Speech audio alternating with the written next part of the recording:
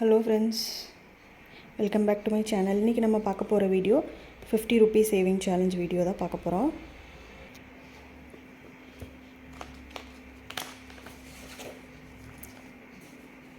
So 50 rupees saving challengeல இன்னைக்கு நான் வந்து சேவ் பண்ண போறது ஒரே ஒரு 50 rupees தான். ஸ்டஃப் பண்ணிக்கலாம்.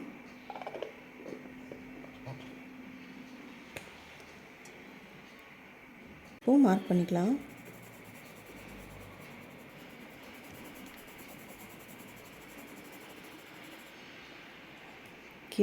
ஆல்ரெடி வந்து நம்ம 450 rupees வந்து நம்ம சேவ் பண்ணிட்டோம். இப்போ அகைன் இன்னொரு 50 rupees வந்து நம்ம சேவ் பண்ணியிருக்கோம்.